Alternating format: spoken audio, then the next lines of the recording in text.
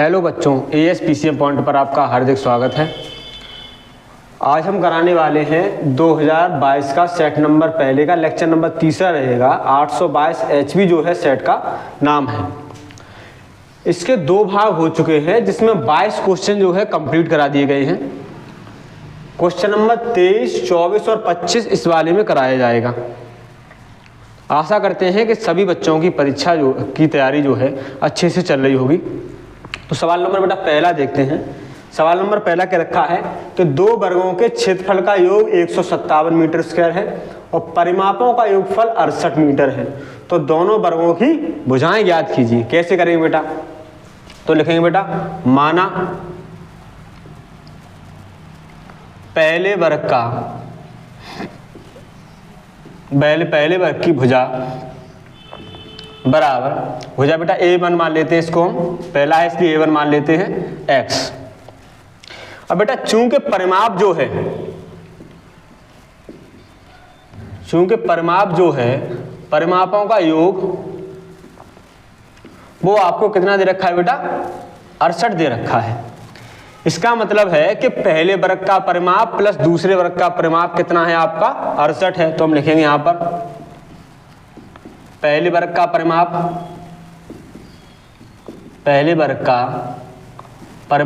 Plus दूसरे वर्ग का परिमाप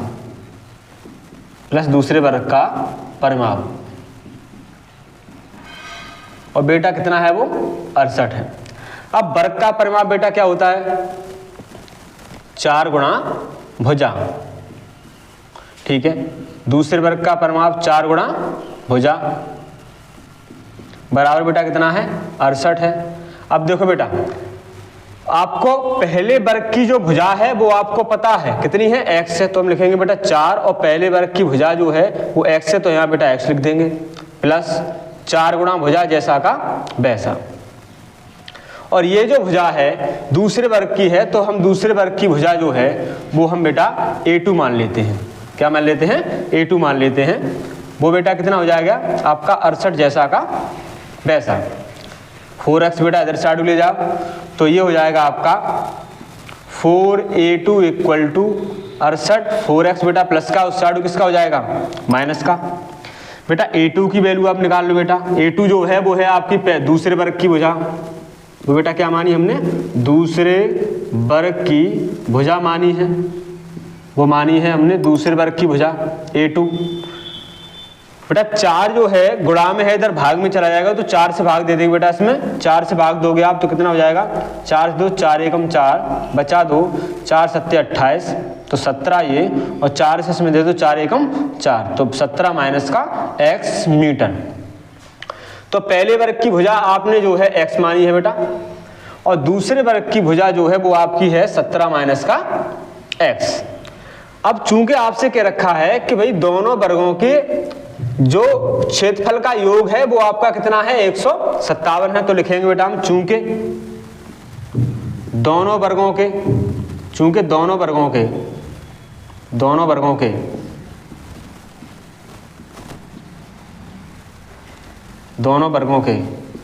क्षेत्रफल का योग कितना है बेटा? 157 है। तो पहले वर्ग का क्षेत्रफल प्लस दूसरे वर्ग का क्षेत्रफल यहां लगाएंगे बेटा हम। पहले वर्ग का क्षेत्रफल और प्लस दूसरे वर्ग का क्षेत्रफल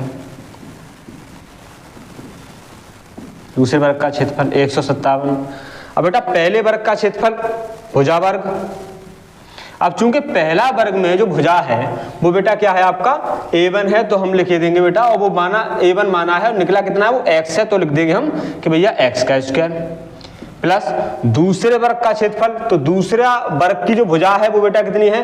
तो दूसरे वर्ग की भुजा जो है वो बेटा कितनी है? 17 माइनस x। तो यहाँ लिख देंगे हम 17 माइनस के x का होल स्क्वायर। दोनों वर्गों के भुजाओं का योग जो है, या हम कह सकते हैं दोनों वर्गों के क्षेत्रफल का योग जो है, ये कह रखा है सॉरी, दोनों वर्गों के क्षेत्रफल का योग जो है वो कितना है बेटा? 157 है। ठीक है बेटा, तो इसका वर्ग कितना हो जाएगा? एक्स स्क्वायर का एक्स स्क्वायर रह जाएगा, 17 माइनस एक्स का होल स्क्वायर करोगे 17 सत्रियम 289 माइनस प्लस सॉरी एक्स का स्क्वायर करोगे तो एक्स स्क्वायर माइनस का 17 दूनी कितना हो गया बेटा 34x बराबर 157। एक्स स्क्वायर बेटा ऐड कर लो 2x स्क्वायर हो गया, ठीक है बेटा। माइनस का कितना आपका 34x जैसा वैसा और प्लस का 289, 157 प्लस का बेटा इधर साइड किसका हो जाएगा माइनस का हो जाएगा, इक्वल टू क्या हो गया 0। इसको हल करते हैं बेटा। तो देखें बेटा ये है आपका 2x स्क्वायर, ठीक है। दूसरा है माइनस का 34x, दूसरा पद लिख लिया x वाला। अब 289 से 157 बेटा हटाएंगे तो 9 में से 7 गया, कितना बचा बेटा 2 बचा। 8 में से 5 गया 3 बचा, 2 में से 1 गया 1 बचा। किसका बेटा तो प्लस से माइनस घटाया है तो भैया प्लस का बचेगा, प्लस से माइनस घटाया हमने तो बराबर क्या हो गया 0।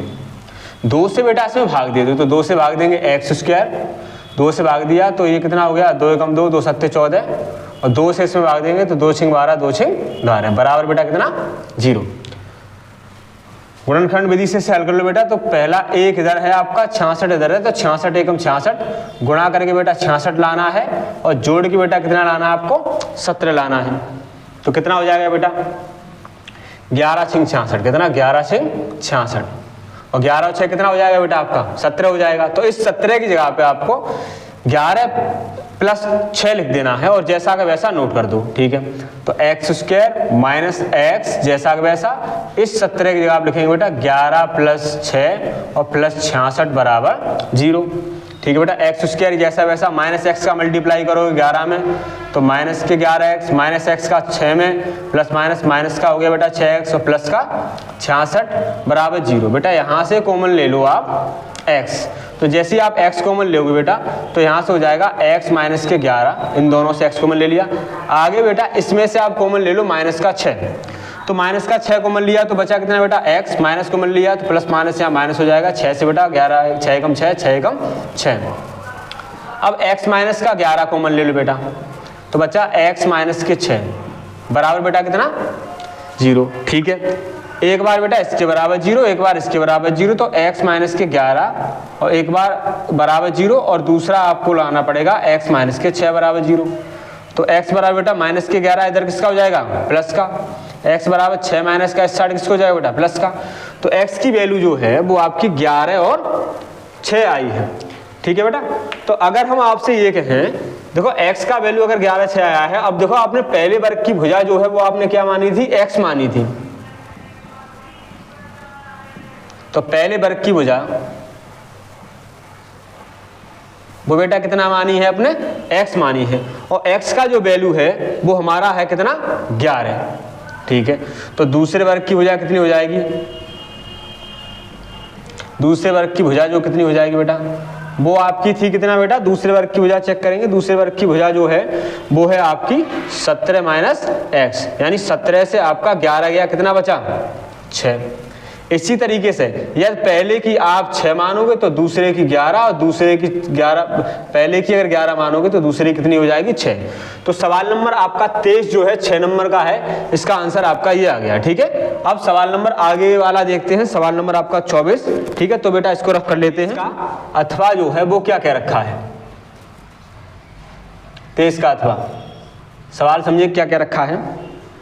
कह रखा है एक नाव की गति शांत जल में 18 किलोमीटर प्रति घंटा है और 24 किलोमीटर धारा के विरुद्ध और 24 किलोमीटर धारा की दिशा में आने में 1 घंटा अधिक समय लेती है, तो धारा की चाल ज्ञात कीजिए। तो जो पूछा जाता है उसको हम मान लेंगे, ठीक है। और लिखेंगे बेटा हम क्या पूछा है आपसे, पूछ रखा है कि आप धारा की चाल ज्ञात कीजिए, तो लिखेंगे बेटा धारा की चाल, माना धारा की चाल, माना धारा की चाल बराबर x किलोमीटर प्रति घंटा, ठीक है। देख क्या रखा है आपको, क्या रखा है कि नाव की जो शांत जल में चाल है वो 18 किलोमीटर प्रति घंटा है, तो हम लिखेंगे नाव की शांत जल में चाल, शांत जल में चाल वो बेटा कितनी है 18 किलोमीटर प्रति घंटा, ठीक है। क्वेश्चन को पढ़ेंगे दोबारा। कि एक नाव की जो गति है शांत जल में वो है 18 किलोमीटर प्रति घंटा और 24 किलोमीटर धारा के विरुद्ध जब भी जाएंगे तो बेटा चाल को घटाते हैं।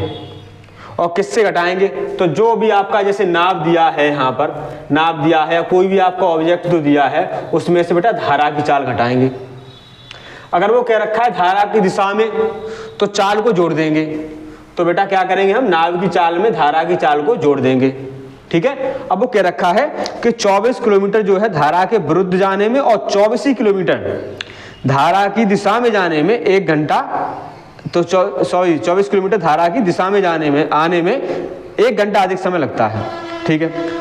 तो भाई धारा के विरुद्ध जाने में, धारा इधर आपका धारा के विरुद्ध जा रहे हो, अपोजिट साइड आप अगर नाव चला रहे हो तो आपकी नाव जो है वो धीरे चलेगी और टाइम आपका ज़्यादा लगेगा। और वही कह रखा है कि 24 किलोमीटर जो आपका जाना आना जो हो रहा है उसमें 1 घंटे का अंतर है। जाने में जो है विरुद्ध जाने में 1 घंटा ज़्यादा लग रहा है, तो वो हम लिखेंगे बेटा। तो कह रखा है 24 किलोमीटर धारा के विरुद्ध जाने में और 24 किलोमीटर धारा के दिशा में आने में, तो बेटा लिखेंगे हम 24 किलोमीटर धारा के विरुद्ध जाने में, धारा के विरुद्ध जाने में लिया गया समय, विरुद्ध जाने में लिया गया समय। समय बराबर बेटा क्या होता है, दूरी बटे चाल।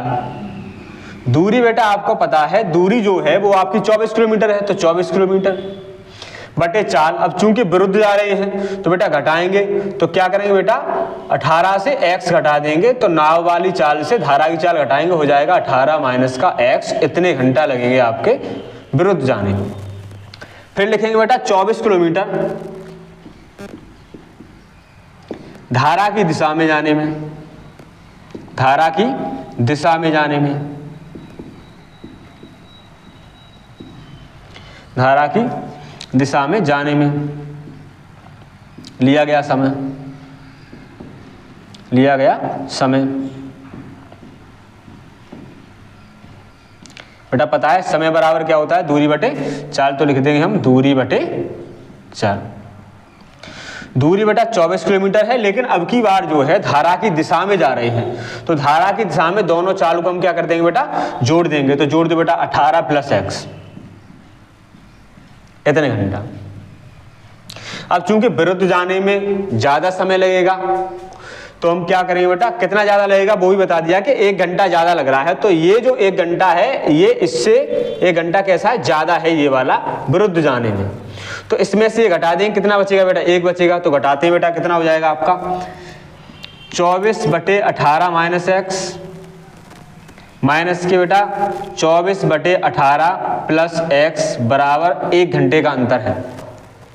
ठीक है। 24 बेटा कॉमन ले लेते हैं यहाँ से, तो बचा 1 बटे 18 माइनस एक्स। यहाँ से बेटा 24 कॉमन ले लिया तो 1 बटे 18 प्लस एक्स इक्वल टू बेटा कितना है, 1। ठीक है। क्रॉस मल्टीप्लाई बेटा इसका इसमें इनका आपस में हर में, तो बेटा इसका इसमें गुणा करोगे कितना हो जाएगा, 24 जैसा वैसा। इसका इसमें गुणा करोगे तो बेटा 18 प्लस एक्स माइनस 18 का बेटा 18 माइनस एक्स का इसमें गुणा करोगे 18 माइनस एक्स, चूंकि माइनस लगा है तो हो जाएगा 18 माइनस वाला हो जाएगा बेटा प्लस का, प्लस वाला हो गया माइनस का, और ये हो गया 18 प्लस एक्स 18 माइनस एक्स ए स्क्वायर माइनस बी स्क्वायर वाला फॉर्मूला लग जाएगा। तो 18 18 हम करेंगे बेटा, 18 18 में कितना हो गया 324 माइनस एक्स का स्क्वायर हो जाएगा आपका एक्स स्क्वायर बराबर बेटा कितना है 1। 18 से 18 कर दिया आपने कैंसिल, और x बेटा कितना हो गया आपका 2x हो गया। ठीक है। तो आगे करेंगे बेटा इसको हम, तो आगे बेटा कितना हो जाएगा 24 जैसा वैसा। ठीक है बेटा, ये आपका x और x हो गया 2x अपॉन ये आपका कितना है 324 minus x square equal to बेटा कितना है आपका 1 है।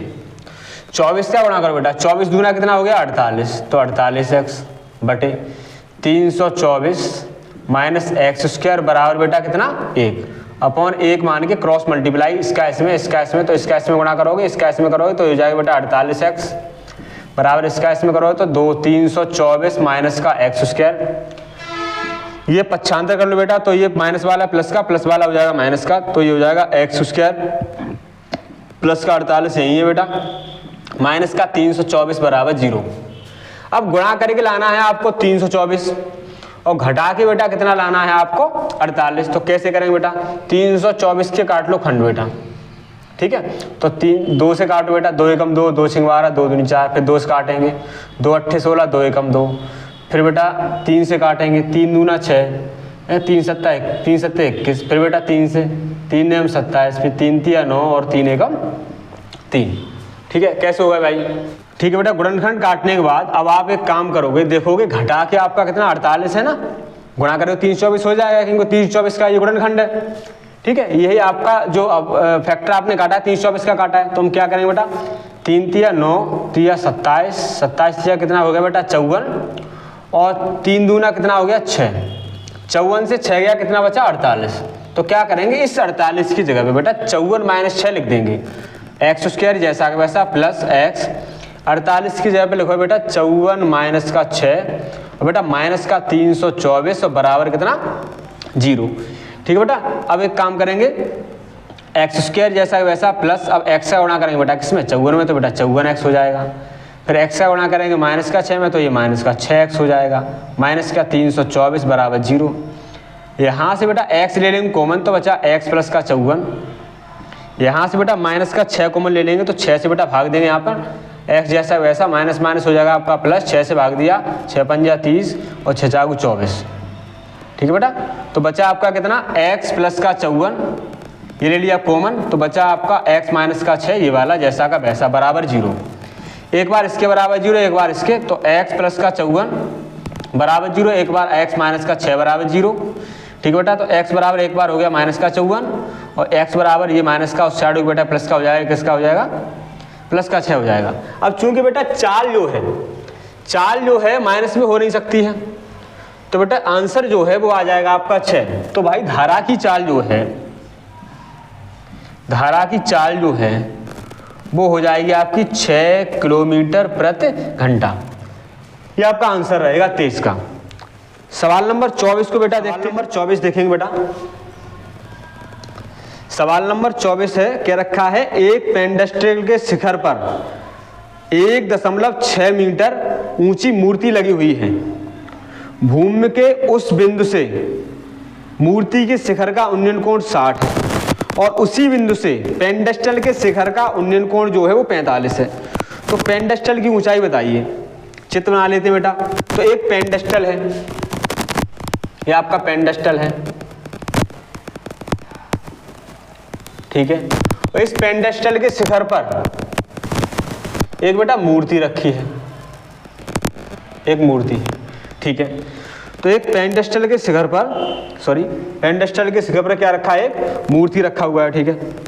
और मूर्ति जो है वो 1.6 है, 1.6 मीटर की मूर्ति है, ठीक है। भूमि के किसी भी बिंदु से क्या रखा है कि पेडेस्टल के शिखर का, ठीक है, और मूर्ति के शिखर का उन्नयन कोण आपको बता रखा है कितना कितना है। तो भूमि के एक बिंदु से मूर्ति के शिखर का उन्नयन कोण जो है वो 60 है। मूर्ति के शिखर का उन्नयन कोण कितना है 60 अंश है, ठीक है। और ये क्या रखा है कि भाई पेडेस्टल के शिखर का उन्नयन कोण जो है वो 45। पेडेस्टल के शिखर का उन्नयन कोण बेटा कितना है 45। तो ये जो है ये कितना है आपका 45 है, ठीक है। पूछा है आपसे कि पेडेस्टल की ऊंचाई बताइए, तो माना पेडेस्टल की ऊंचाई कितनी है h मीटर है, ठीक है। तो लिख लेंगे बेटा हम, माना पेडेस्टल की ऊंचाई जो है वो कितनी है h मीटर है, वो हमने यहाँ मान लिया है, ठीक है। नाम दे देते हैं बेटा A, B, C और D। इसको आधार को आपको कुछ ना कुछ मानना पड़ेगा, तो आधार को बेटा हमने मान लिया यहाँ x। अब बेटा एक बार त्रिभुज लेंगे, समकोण त्रिभुज BCD। तो बेटा त्रिभुज BCD में अब दिया क्या है, BCD में आपको लंब दिया है और आधार दिया है। लंब बटे आधार होता है tan थीटा, तो हम लिखेंगे बेटा tan थीटा जो है वो आपको 45 है बेटा। लंब कितना है h और आधार कितना है बेटा x है। tan 45 इसकी वैल्यू 1, तो h बटा x बटा 1 क्रॉस मल्टीप्लाई करोगे तो h बराबर कितना हो जाएगा x, या हम लिख सकते हैं कि x बराबर h। समीकरण नंबर एक। ठीक है, अब दूसरा त्रिभुज लेंगे बेटा समकोण त्रिभुज ACD में। तो बेटा एक बार त्रिभुज लेंगे हम ACD में, लंब और आधार पता है, tan लगेगा बेटा, तो tan थीटा बेटा कितना है, अब यहाँ पर 60 है तो 60 अंश। लंब बेटा कितना है, लंब जो है वो आपका h और प्लस कितना है h प्लस 1.6 और आधार जो है वो आपका कितना है x है। ठीक है बेटा, ठीक आगे करेंगे बेटा। tan 60 अंश की वैल्यू बेटा कितना है √3 और h प्लस 1.6 जैसा का वैसा और अपॉन में बेटा कितना है x। अब बेटा एक मान के क्रॉस मल्टीप्लाई कर लो इसका इसमें तो हो जाएगा बेटा h प्लस 1.6 इसका इसमें मल्टीप्लाई x का इसमें करो तो √3x। अब x का वैल्यू कितना है, x का वैल्यू जो है वो कितना है बेटा h है, तो कहां से लिखेंगे, समीकरण 1 से x का मान रखने पर, समीकरण 1 से x का मान रखने पर रखो बेटा यहाँ पे h जैसा वैसा प्लस 1.6 जैसा वैसा इक्वल टू √3। इसकी जगह बेटा लगाओगे x की जगह पे बेटा h वाला पद बेटा इधर साइड ले जाओ, ये वाला h वाला, तो ये हो जाएगा 1.6 equal to √3h minus plus का इधर माइनस का हो जाएगा 1.6 इक्वल टू h कॉमन ले लो बेटा तो √3 माइनस 1, ये बेटा आपका गुणा में है h के इंटू में तो भाग में आ जाएगा 1.6 अपॉन √3 माइनस 1। अब बेटा √3 माइनस 1 जो है इसका हर पर में कट कर देंगे तो क्या हो जाएगा बेटा √3 plus 1 upon √3 plus 1 equal to कितना h 1.6 इंटू हो जाएगा √3 प्लस 1 और ये बेटा a minus b a plus b a square minus b square, तो √3 का वर्ग बेटा हो गया 3 और 1 का वर्ग हो गया बेटा कितना आपका 1, तो 1.6 और √3 प्लस 1 ये इंटू में और बेटा 3 में से गया कितना बचा 2 से बेटा भाग दे दो इसमें तो बेटा हो गया आपका 2 अट्ठे 16, तो 0.8 और √3 प्लस 1 ये आपका हो जाएगा पेंडस्टल का ऊंचाई। तो पेंडस्टल की ऊंचाई आंसर आपका इतना हो गया, इतने मीटर 0.8 और इंटू में √3 प्लस 1 ये आपकी पेंडस्टल की ऊंचाई हो गई। तो लिख देंगे पेंडस्टल की ऊंचाई जो है वो हो गई बेटा 0.8 इंटू √3 प्लस 1 मीटर। ठीक है, अगला सवाल जो है 24 का अथवा, वो आगे देखते हैं, इसको रख कर लेते हैं बेटा 24 का अथवा। और 24 का अथवा सवाल जो है वो आपसे कह रखा है कि एक 80 मीटर चौड़ी सड़क के दोनों ओर आमने सामने समान ऊंचाई के 2 खंभे लगे हुए हैं। इन दोनों खंभों के बीच में सड़क पर एक बिंदु से कोण जो है वो 60 और 30 अंश है। तो खंभे की ऊंचाई और दोनों खंभों के जो बीच की दूरी में जो पॉइंट है आपका बिंदु जो दिया है वो कितने दूरी पर वो आपको बताना है। तो क्या रखा है कि 2 खंभे हैं बेटा और दोनों खंभे जो है, एक सड़क जो है 80 मीटर की, 80 मीटर की एक सड़क है, 80 मीटर चौड़ी 80 मीटर चौड़ी जो सड़क है उसके इधर उधर लगे हुए हैं, एक इधर साइड एक उधर साइड 80 मीटर चौड़ी सड़क के एक और तथा दूसरी ओर लगे हुए हैं। ठीक है, आमने सामने लगे हैं। दोनों खंभे जो है उनकी ऊंचाई समान है, तो अगर बेटा एक की h मानोगे तो दूसरी भी कितनी हो जाएगी h हो जाएगी क्योंकि दोनों खंभे जो है वो आपस में समान ऊंचाई के। बेटा जो कोण आपको दे रखा है वो 60 और 30 से रखा है।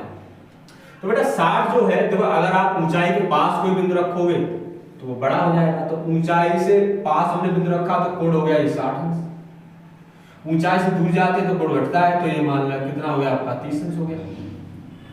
बेटा यहां से यहां तक की दूरी आप बेटा x मान लो, टोटल बेटा 80 था, x यहां से कॉमन हो गया तो बेटा 80 माइनस का x बचा ये। ठीक है, नाम दे देते इसको बेटा a b c और d और e।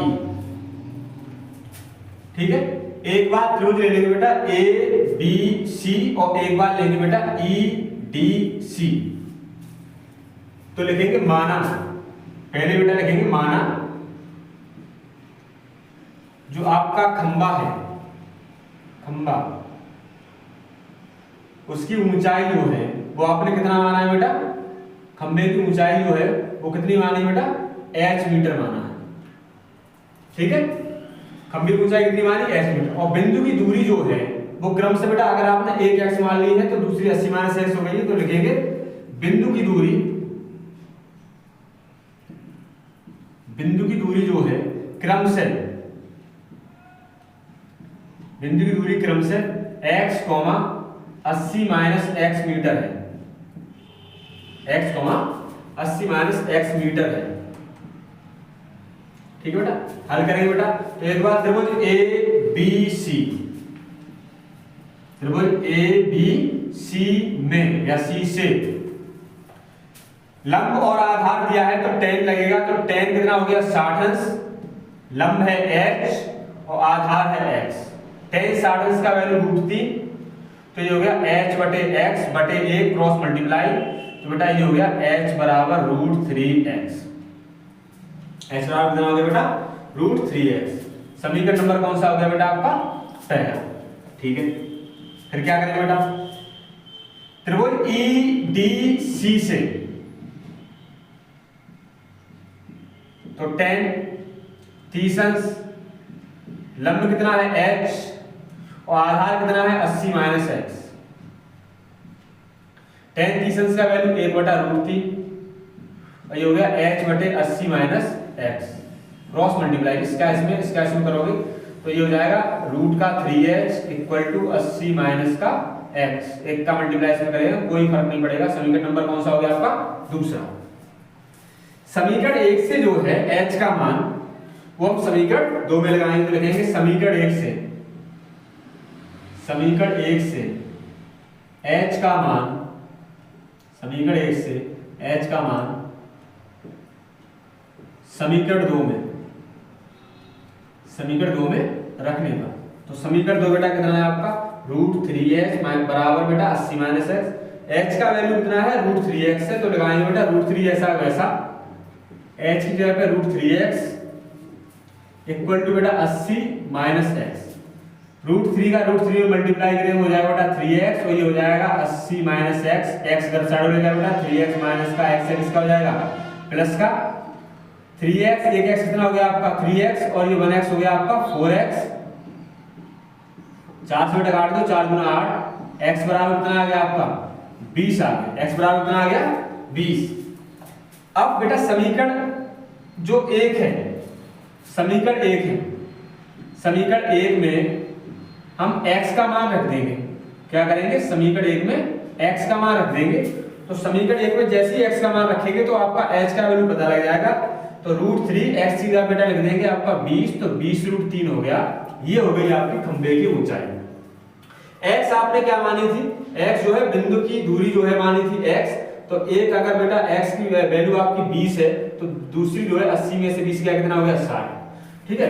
तो खंबे की ऊंचाई कितनी हो गई, खंबे की ऊंचाई जो है वो आपकी निकल के आ गई है 20√3 मीटर, और बिंदु की दूरी जो है वो क्रम से बेटा एक 20 और दूसरी 80 में से 20 या कितना बचा बेटा 60 मीटर, ये आपका आंसर हो गया 24 का। सवाल नंबर अगला देखते हैं, ठीक है बेटा। तो 25वां सवाल आप देखते हैं, क्या रखा है, एक जूस बेचने वाला अपने ग्राहक को दी हुई आकृति में दर्शाए गए गिलास से जूस देता था। बेलनाकार गिलास का आंतरिक व्यास 5 सेंटीमीटर था, परंतु गिलास के निचले आधार की तली में एक उभरा हुआ अर्धगोला लगा हुआ था, जिससे गिलास की धारिता कम हो जाती थी। तो पूछ रखा है गिलास की ऊंचाई अगर 10 सेंटीमीटर है तो गिलास का आभासी धारिता और वास्तविक धारिता ज्ञात कीजिए। तो क्या करेंगे बेटा, गिलास की आकृति आपको जो है वो आपको दे रखी है सवाल में ही। तो गिलास जो है वो आपका इस तरीके से सवाल में दे रखा है, जो बेलन के आकार का है, जिसका जो नीचे वाला सिरा है उसमें अर्धगोला अंदर की ओर धंसा हुआ लगा हुआ है, ठीक है। इसकी जो ऊंचाई है गिलास की वो 10 सेंटीमीटर है, ठीक है। और जो आधार है उसमें जो अर्धगोला लगा हुआ है उसका जो व्यास है वो है आपका 5 सेंटीमीटर। व्यास कितना है? 5 सेंटीमीटर। इसका भी व्यास बेटा कितना हो जाएगा आपका? 5 सेंटीमीटर है, क्योंकि ये ग्लास का ही भाग है। ठीक है, तो क्या क्या आपको दिया है वो हम नोट करेंगे। दिया है हमको, दिया है बेलन में आपको क्या क्या पता है। एच जो है वो आपकी 10 सेंटीमीटर है, और व्यास जो है, व्यास जो है इसका डायमीटर वो आपका कितना है बेटा? 5 सेंटीमीटर है। तो त्रिज्या कितनी हो जाएगी? त्रिज्या जो आर है वो हो जाएगी इसकी आधी, यानी 5/2, 5/2 सेंटीमीटर। इसी तरीके से ये जो अर्धगोला आपको दे रखा है, इसमें क्या दे रखा है? अर्धगोला एक और दे रखा है। दूसरा आकृति आपकी अर्धगोला है,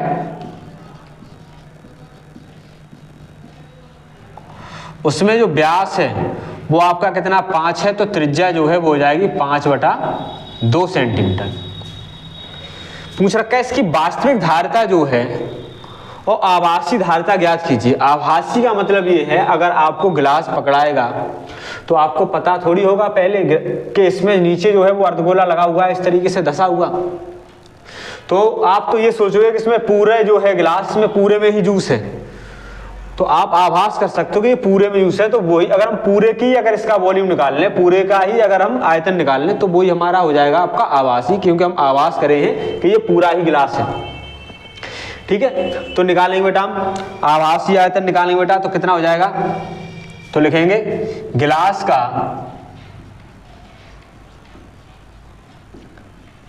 आभासी धारिता, गिलास का आभासी धारिता, आभासी धारिता। धारिता जो है, जब भी धारिता पूछा जाए तो समझ लो आपसे आयतन पूछा है, एक ही बात है बेटा। ठीक है, तो कितना होता है? गिलास जो है वो आपका बेलन के आकार का है, तो बेलन का आकार की जो आयतन है बेलन का वो कितना होता है? πr²h। पाई क्या वैल्यू बेटा? 22/7। आर कितना है बेटा? आर जो है वो 5/2 है, 2 बार, क्योंकि 2 घात लगा है, और h जो है वो बेटा कितना है आपका? 10 है। ठीक है, 2 से बेटा ये काट गया आपका 11, और बेटा 2 से इसको काट लो, 2 पंजे 10, बेटा गुणा कर लो सबका इसका, तो 11 गुणा 5 पंजे 25, 25 पंजे 125, और बटे बेटा कितना? 7। ठीक है, 11 का 11 पंजे 55, 11 दूनी 22, 22 और 5 कितना हो गया आपका? 27, फिर 11 कम 11, 11 और 2 कितना हो गया आपका? 13, बटे कितना? 7। ठीक है, 7 से बेटा भाग दे दो इसमें, तो 7 से भाग दोगे 7 एकम 7, 7 एकम 7 कितना है? 13/75, सोई 13/75 है आपका। तो 7 एकम 7 कितना बचा बेटा आपका? ये बचा आपका 6। ठीक है, 7 एकम 7 बचा आपका 6, 7 का भाग देंगे 7 63, कितना बचा बेटा आपका? यहाँ बचा आपका 4। ठीक है, ये 5 उधार ले लिया यहाँ पे। फिर बेटा देंगे 7 का भाग देंगे 7 दूनी 14, 7 21, 7 चौक 28, 7 पंजे 35, 7 छिंग 42, कितना हो गया बेटा? यहाँ पे यहाँ हो गया आपका 3 पॉइंट लगा, 0 बढ़ाओ, 7 चौक कितना हो गया?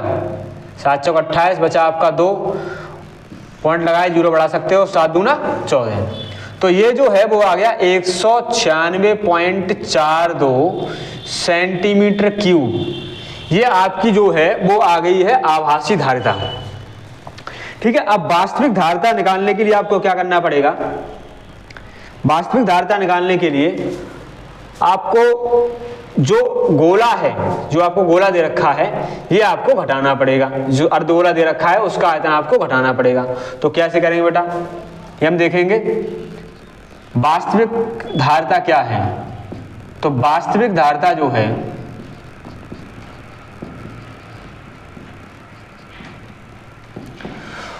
वो बेटा हो जाएगी बेलन का आयतन या बेलन की धारिता माइनस, और ये हो जाएगा आपका अर्धगोले की धारिता या अर्धगोले का आयतन। अर्धगोले का आयतन। तो देखो बेटा बेलन का जो धारिता है, जो आयतन है वो आपको पता है 196.42 माइनस अर्धगोले का बेटा देखो पूरे गोले की जो आयतन है वो कितना होता है 4/3 पाई आर क्यू, तो आधा है तो ये हो जाएगा आपका 2/3 पाई आर क्यू। बेटा कितना 196.42 माइनस 2/3 पाई का वैल्यू 22/7 और आर जो है वो आपका कितना दे रखा है 5/2, तो 5/2 जो है वो हम लिखेंगे बेटा 3 बार। ठीक है 5/2, 2 से 2 हो गया कैंसिल और कटेगा नहीं, तो बेटा इसको हल करके आपका कितना हो जाएगा 196.42 और ये जो गोले का आयतन आपको दे रखा है ये हो जाएगा आपका 32.71, हल करके आ जाएगा 32.71 आ जाएगा। अब 196 से बेटा 196.42 से आपको हटाना पड़ेगा 32.71, कितना हो जाएगा 1 बेटा 14 से 7 गया 7 बचा, यहाँ से एक धाई ली थी, यहाँ कितना हो गया आपका 5 से हो गया 3 और यहाँ आपका कितना बचा बेटा 3, 9 से 3 गया कितना बचा 9 से 3 गया तो 6 बचा और ये इतना 1, तो ये हो गया 163.71 सेंटीमीटर क्यूब।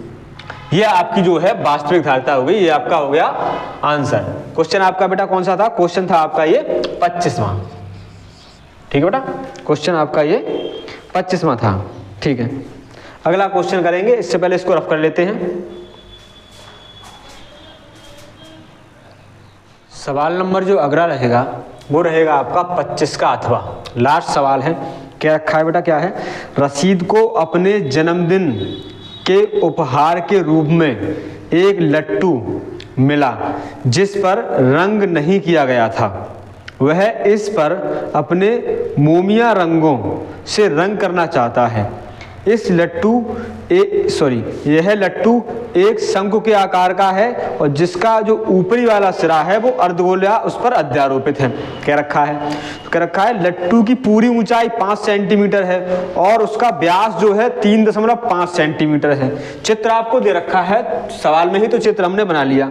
ठीक है अब पूछ रखा है कि भैया रसीद जो है रंग करेगा, उसका टोटल क्षेत्रफल बताओ। रसीद द्वारा किए गए रंग का क्षेत्रफल बताओ। तो रसीद भाई किस पे रंग करेगा भाई, रसीद जो है वो रंग कर पाएगा ये जो अर्धगोला आपको दे रखा है इसके CSA पर, इसके CSA पर, CSA मतलब कर्व सरफेस एरिया वक्रपृष्ठीय क्षेत्रफल पर, और प्लस जो आपको शंकु दिया है उसके आपका CSA पर। तो इसका CSA क्या होता है बेटा, अर्धगोले का CSA होता है पाई आर स्क्वायर।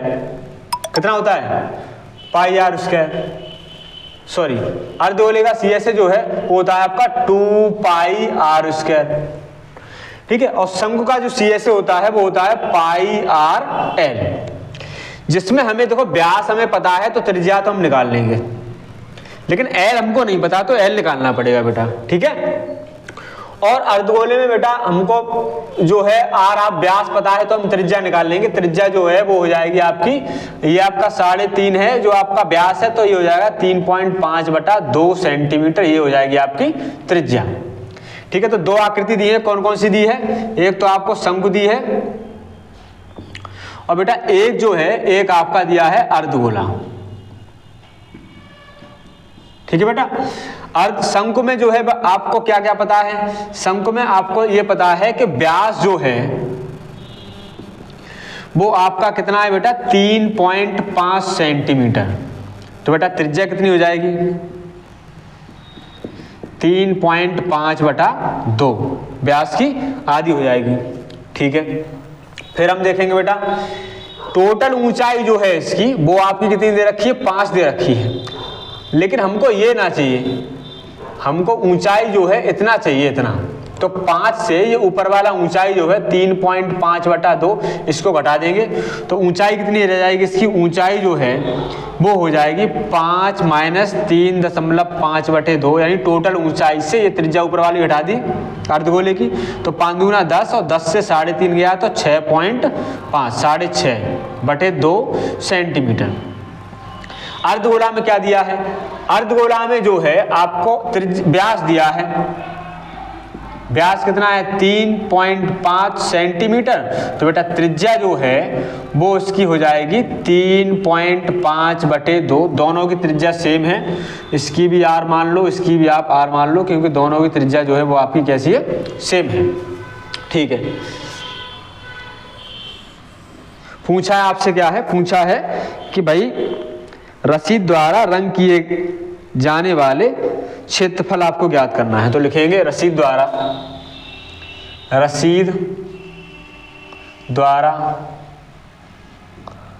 रंग किया जाने वाला क्षेत्रफल, रंग किया जाने वाला क्षेत्रफल कितना होता है बेटा। एक तो आपका शंकु है, तो शंकु का CA से हो जाएगा आपका, किसका हो जाएगा, शंकु का CA से हो जाएगा। ठीक है, शंकु का CA से प्लस एक बेटा क्या है आपका, एक इसमें अर्धगोला है, तो बेटा इसमें हो जाएगा प्लस अर्धगोले का CA से, प्लस क्या हो जाएगा, अर्धगोले का CA से। ठीक है, शंकु का CA से जो है आपका πr/l होता है, तो हमको L निकालना पड़ेगा। ठीक है बेटा, तो L निकाल लेते हैं। L बराबर क्या होता है, अंडर रूट में r² प्लस का h²।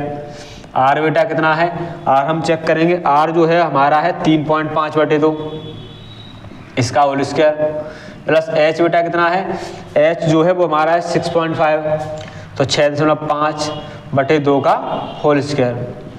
बेटा 35 का वर्ग कितना होता है, 35 में कितना होता है 1225, तो 1225 एक अंक बाद दशमलव, वर्ग लगा है 2 अंक बाद दशमलव हो गया, 2 दूना कितना हो गया बेटा 4 हो गया। ठीक है, 65 का बेटा वर्ग करोगे तो 65 का 65 में गुणा कर लोगे तो 4225, एक अंक बाद दशमलव है 2 अंक बाद हो जाएगा 4 ही हो गया। बेटा जोड़ दो इन दोनों को, तो ये आपका जो है वो हो गया 25 हो गया आपका 50, और ये जो हो गया 42 और 12 ये हो गया आपका 54 और बटे 4 रूट में है बेटा। ठीक है, अब देखो बेटा 54.5 और रूट में जो है आपका जो कितना था आपका 4 था, 4 किसका वर्ग बेटा 2 का, तो 2 निकाल लिया हमने बाहर। ठीक है, अब हम एक काम करेंगे, 54.5 जो है इसका वर्गमूल क्या होता है, तो 54.5 का वर्गमूल निकाल लेते हैं। 54.5 2 अंक तक निकालेंगे इस तरीके से, तो बेटा 7 से 7 सत्ते 49। ठीक है, 54 से बेटा घटाएंगे 49, कितना बचेगा बेटा आपका 5, सॉरी 54 से बेटा 49 घटाया कितना बचा आपका 5 बचा, उतारा बेटा कितने का बेटा 50, जोड़ा उतारते हैं 7 और ये ऐड कर लिए 7 7 कितने हो गए बेटा आपके 14, पॉइंट लगाया बेटा 14 का इसमें भाग देंगे, तो 14 का भाग दो तो कितना हो जाएगा बेटा 14 तिया कितना हो गया 42, 14 तिया 42, तो 3 बार, तो 3 यहाँ बेटा 3 तिया 9 और हो गया 3 चौक 12, यहाँ से लगा 1 और 3 एकम 3 और 1 4 बेटा, 3 फिर ऐड कर लो बेटा, तो ये हो जाएगा 146 और ये बचा आपका 1, यहाँ से 2.5 लिया था 4, यहाँ बचा 2 और यहाँ 1, 121 डबल 0 फिर उतार ले लिया बेटा यहाँ से, फिर 14 का बेटा, तो 14 का फिर 121 में भाग देंगे तो 14 अट्ठे बेटा कितना हो गया 14 अट्ठे लगभग हो गया, तो 8 लगभग यहाँ लिख देंगे 14 अट्ठे 112। ठीक है, तो लगभग 8 बार जाएगा, आगे हम करेंगे नहीं, तो कितना हो गया बेटा आपका, ये हो गया आपका 7.38/2 और 2 का भाग दे लो तो 3 दूना 6, बचा कितना आपका 1, फिर हो जाएगा आपका 13 हो गया, तो 2 से फिर देंगे हम, तो 2 छिंग 12, फिर बचा आपका कितना 1, फिर हो गया आपका 18, तो 2 ने 18, यानी लगभग ये 3.7 के लगभग हो गया, तो L जो है वो आ गया आपका 3.7। बेटा इसको रफ करना पड़ेगा क्योंकि सवाल जो है वो आपका बड़ा है, तो इसको रफ कर लेते हैं। ठीक है, देखते हैं शंकु का जो CA से होता है वो होता है πr/l और अर्धगोले का CA से होता है 2πr²। बेटा πr यहाँ से कॉमन ले लेते हैं, तो बचा बेटा कितना l + 2r। पाई का वैल्यू बेटा कितना होता है 22/7 और r जो है 3.5/2 दे रखा है आपको, l जो है वो हमने निकाला है अभी 3.7 और 2 × r 3.5/2, 2 से 2 बेटा कैसे 2 से ये 11 और 3 से 0 दशमलव से बेटा 0 उड़ाओ, 35 से काट दो, 35 दूना 70, तो बेटा ये हो गया आपका 11/2। आप इसको ऐड करो बेटा तो 7 5 हो गया 12 और 3 3 6 और 1 7 बेटा 2 से कैंसिल कर दो अब 2 से 2 3 6 2 6 12 तो 3.6 ये आ गया 11 का मल्टीप्लाई कर दो बेटा तो 11 से कितना 66 11 दिया 33 33 और 6 कितना हो गया बेटा 39 तो 39.6 सेंटीमीटर क्यूब ये जो है रस्सी द्वारा रन किया जाने वाला क्षेत्रफल जो है ये आ गया, ये आपका रह जाएगा आंसर। ठीक है बेटा, 2024 का सेट नंबर पहले का आपका समापन हो चुका है। सभी बच्चे जो है अगर वीडियो अच्छी लगी हो तो वीडियो को लाइक करें, चैनल को सब्सक्राइब करें और वीडियो को शेयर करें। और बच्चे अपनी परीक्षा की तैयारी जो है लगातार जारी रखें क्योंकि आपकी परीक्षा की डेट जो है 24 फरवरी आ चुकी है। परीक्षा की तैयारी करते रहें सभी बच्चे और वीडियो जो है आपकी लगातार आती रहेंगी। सभी बच्चे जो है चैनल को सब्सक्राइब जरूर कर लें।